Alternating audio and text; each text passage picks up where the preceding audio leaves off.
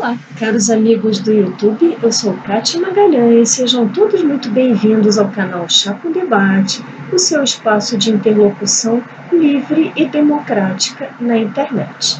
Hoje, com base no artigo publicado por Francisco Raso no jornal Gazeta do Povo, abordaremos um pouco falas recentes de três figuras bastante conhecidas do universo público, do mundo público.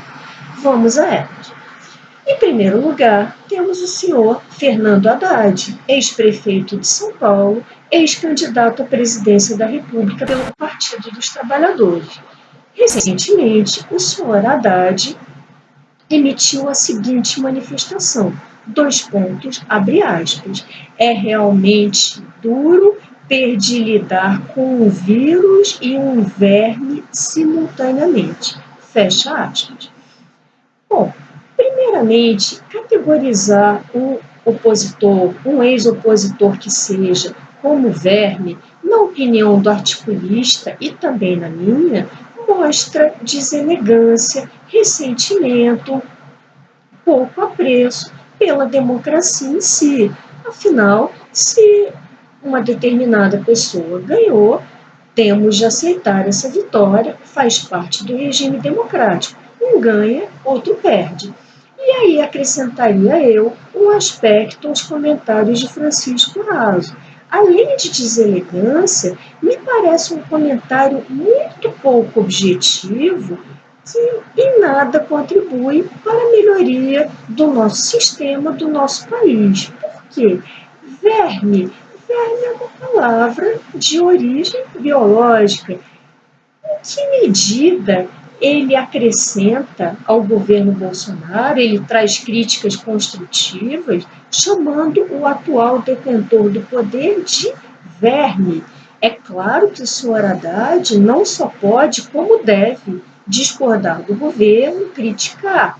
Porém, faria muito melhor, traria contribuições muito mais efetivas para o país se, de fato, apresentasse críticas objetivas, pontuais aos erros, aos desmandos do governo, e não uma designação de verme, que só mostra o quê? Só mostra que o ex-candidato está falando com o fígado, com a paixão, com a emoção de um derrotado no pleito eleitoral.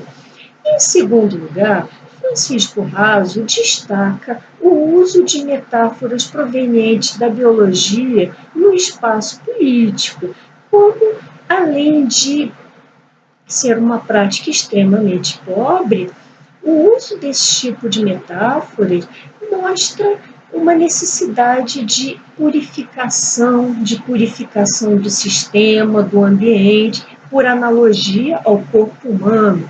Ora, em caso de vermes, de parasitas que sejam nocivos ao nosso corpo, nós temos o quê? De eliminar esse verme para assegurar a saúde, a sobrevivência do paciente, que é seu hospedeiro, como se diz em termos biomédicos, inclusive. E essa visão de purificação remete Francisco Raso, em uma alusão, a meu ver, muito feliz, ao imortal romance Crime e Castigo, de Dostoiévski, onde o protagonista inicia sua trajetória cometendo um crime, um homicídio de uma senhora que emprestava dinheiro a juros, era uma pessoa de extrema crueldade, que ele também classificava, categorizava como um verme, como um piolho, como um ser humano desprezível, e ele mata exatamente por uma ideia, para provar para si mesmo que ele poderia matar um ser desprezível e alçar a posição de um Napoleão, que matou milhões de pessoas e se tornou um dos grandes imperadores da Europa. Me parece ser uma comparação muito feliz. Agora vamos à segunda pessoa comentada no vídeo de hoje.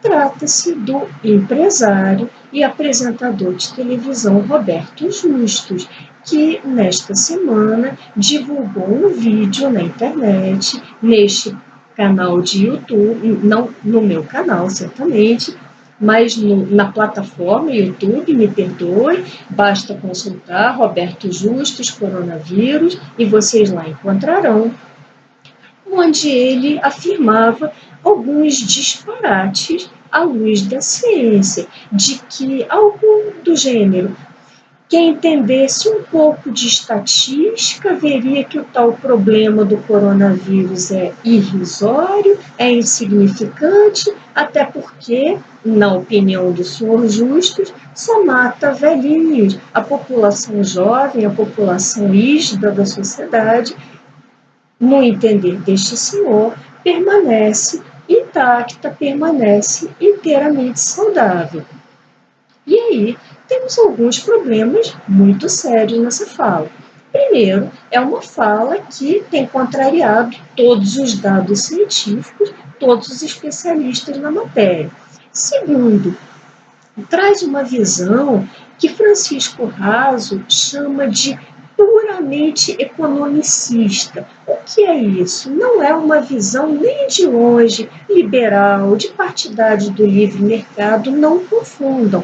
Não é disto que se trata aqui em relação à fala do senhor Justus. O senhor Justus mostra uma preocupação exclusivamente com os aspectos econômicos, manifestando um total desprezo pela vida, o que inclusive faz muito pouco sentido, já que os atores da economia, nos seus diversos planos, são antes de mais nada, seres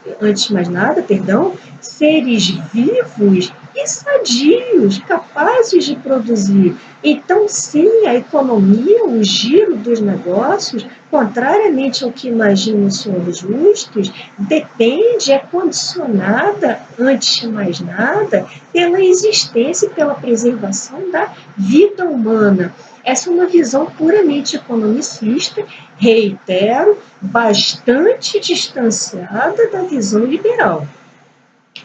Em segundo lugar, temos uma curiosa aproximação entre esse posicionamento do senhor Justus e o posicionamento anterior do senhor Haddad. Por quê? Porque ao dizer que o coronavírus é uma doença que só afeta, entre aspas, velhinhos, minimizando a gravidade, a seriedade do problema, o senhor Justus parece enxergar com naturalidade, com banalidade, a morte de velhinhos. E aí se aproxima bastante da fala do senhor Haddad. Ambos se acham investidos da faculdade de categorizar pessoas no mundo e de julgarem muito normal a sua eliminação. Então, tanto faz que eliminemos vermes, pessoas que consideramos vermes, que morram velhinhos, qual a importância, afinal, da morte de velhinhos, que pouco ou nada, coitados, contribuem para o giro da economia, para o funcionamento dos negócios.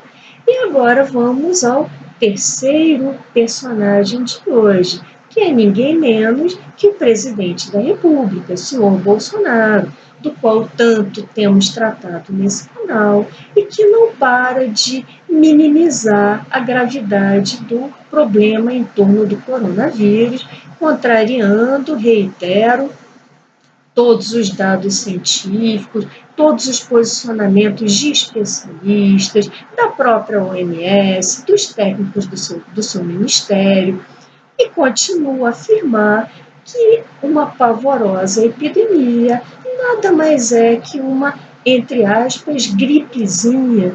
E aí pergunto ao presidente: senhor Jair, o senhor já viu, nos seus longos anos de vida, nos seus longos anos de parlamentar brasileiro, o senhor já viu uma gripezinha ocasionar o cancelamento de eventos milionários, vários eventos esportivos, corridas de Fórmula 1, desfiles de moda? O senhor já viu uma gripezinha levar as nações mais poderosas do mundo a confinarem seus habitantes em suas residências, na preocupação de resguardar a vida dessas pessoas? O senhor já viu algum outro episódio de gripezinha, entre aspas, ocasionar todos esses eventos? Talvez o senhor já tenha visto, afinal, o senhor viveu mais que eu. Eu confesso jamais ter deparado com esse tipo de anomalia social.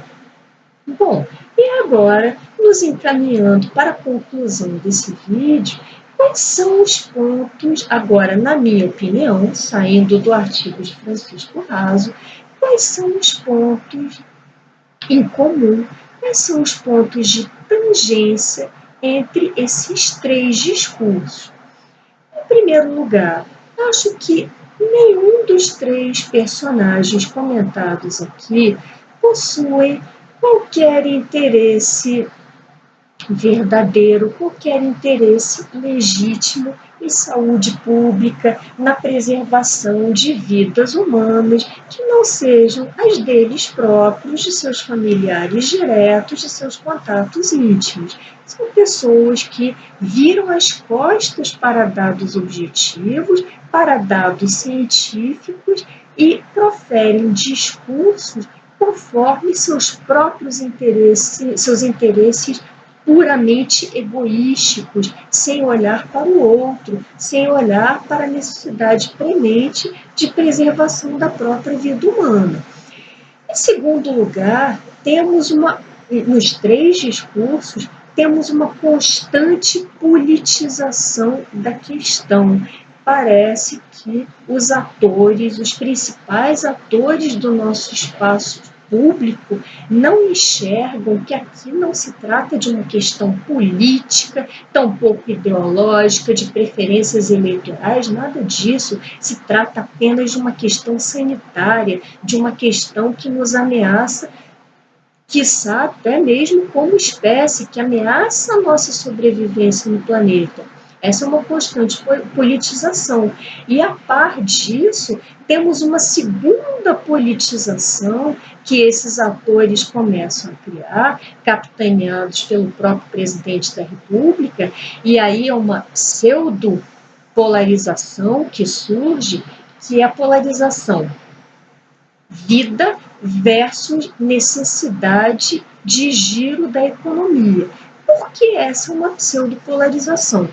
Como já colocamos nesse vídeo, apenas reiterando, é claro que qualquer ser humano que raciocine entende que o giro dos negócios, da economia, depende não só da vida, como da saúde humana. Pessoas doentes não são produtivas, ou são muito menos produtivas. Pessoas mortas nem mais existem para produzir no mercado. Então, essa é uma pseudo-polarização em torno da questão. Óbvio, se trata de um dilema diferente de polarização, se trata de um dilema de resolução dificílima, reconheço eu, porque nessa hora o gestor público, o administrador da coisa pública, tem de compatibilizar a necessidade de confinamento, exatamente para evitar o contágio em massa, e a continuidade da economia. Isso é um assunto dos mais delicados. Já tocamos brevemente nesse tópico em vídeos anteriores e pretendemos aprofundar em vídeos futuros, possivelmente até no vídeo de amanhã, já que parece que os fatos o demandarão. Parece que amanhã o Ministério da Economia lançará um pacote de socorro a empresas, a profissionais liberais, não sei ainda. Esperemos o curso dos acontecimentos para analisarmos o que vem por aí. Bom, dando sequência ao nosso tema de hoje, e ainda sobre os aspectos que, a meu ver, ligam os três discursos aludidos nesse vídeo, o último aspecto seria a enorme vaidade dos três personagens mencionados aqui, que se acham puros, se acham elevados o suficiente para categorizarem outros seres humanos, seus semelhantes, feitos da mesma matéria que eles, carne, sangue, osso, músculo, etc., se acham imbuídos da faculdade de fazê-lo e parece considerar normal, considerar banal a eliminação, a aniquilação dessas, entre aspas, subespécies que, no entender deles, não fariam muita falta à humanidade. No caso do senhor Haddad, vermes, entre aspas, a saber, o senhor Bolsonaro e seus asséculos, no caso do senhor Justus, os velhinhos, os idosos, afinal, para que idosos na sociedade, se idosos em geral são desprovidos da capacidade produtiva ou se tiverem alguma capacidade, a manifestarão de forma muito comprometida. E em relação ao senhor Bolsonaro, em seus últimos discursos, pensando o tom desses discursos, para que velhinhos, para que uma população que não seja atlética, já que, segundo o senhor Bolsonaro, o vírus só é contraído por pessoas de idade, por pessoas que não tenham hábitos atléticos. Então, não tem a menor importância segregarmos essas categorias de pessoas e deixar que morram. E aí, lembramos que ao longo da história, no curso da história da humanidade, nós já vivemos experiências verdadeiramente trágicas em torno de ideologias, em torno de líderes que levavam esse tipo de discurso ao extremo, que se achavam bons e puros o suficiente a ponto de poderem classificar seus semelhantes e entregá-los sem qualquer arrependimento, sem qualquer peso na consciência, à morte, a torturas, a prisões injustificadas.